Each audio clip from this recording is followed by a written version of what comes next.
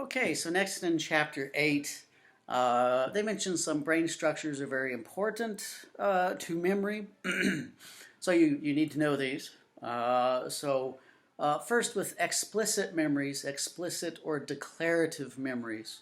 The well, they do mention the frontal lobes, but especially the hippocampus, right? So the frontal lobes and the hippocampus are very important in memory consolidation of explicit declarative memories, right? Things I know, things that I know, things that I can tell you about that I know, right? That kind of stuff.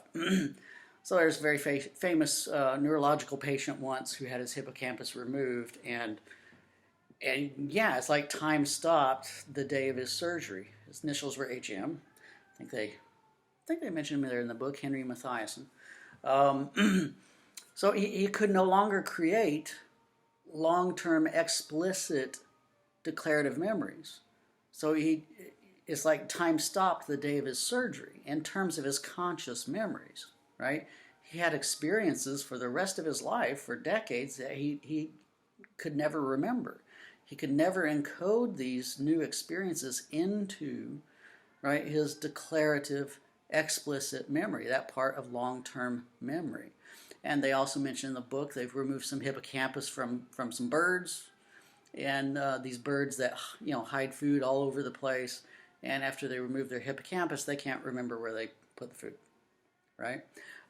So the hippocampus is very important in explicit or declarative memories. And then they mention a couple of structures that are very important in implicit memory, right? That implicit memory.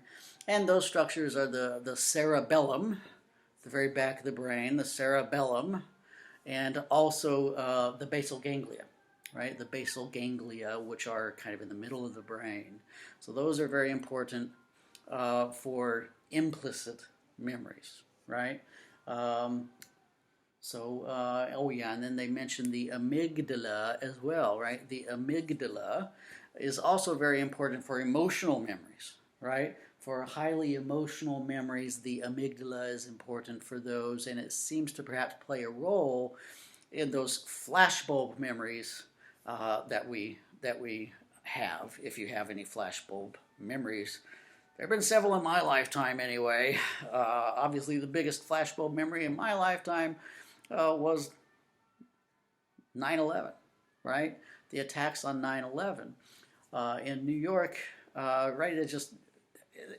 I just remember where I was, what I was doing when I heard about it, right? So that kind of flashbulb memory, and they just say in here the definition: a clear memory of an emotionally significant moment or event. So it's usually something that was unexpected and highly emotional, and it's just it's so clear. The memory seems to be so clear and accurate in your mind, right? But I'll throw this in here now. Just because you think that the memory is accurate, even with a flashbulb memory, it may not be. All right, human memory is terrible. All right, and so they say this. Hopefully, you've already read this and stuff. You should have. Um, how memory can be wrong, and people can be absolutely confident in the accuracy of their memory, and still their memory can be wrong. So a person's confidence in the accuracy of his or her memory, that really has no relationship to how accurate the memory really is, right? It's shocking, and people don't realize this, and people don't want to believe it. But all of us, you, me, we all have fake memories up here, right? Fake memories that I believe are real memories, all right? But they're wildly inaccurate, and thus that leads to the terrible conclusion that eyewitness memory is terrible. Eyewitness memory is, and eyewitness testimony is notoriously inaccurate.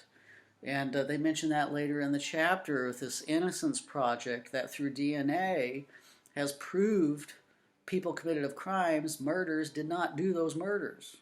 So they've been proven innocent. 75% of those people were convicted based on eyewitness testimony, right? Eyewitness testimony, people intending to tell the truth, people taking an oath to tell the truth, and they are confident they're telling the truth, but they were wrong. Their memories were wrong.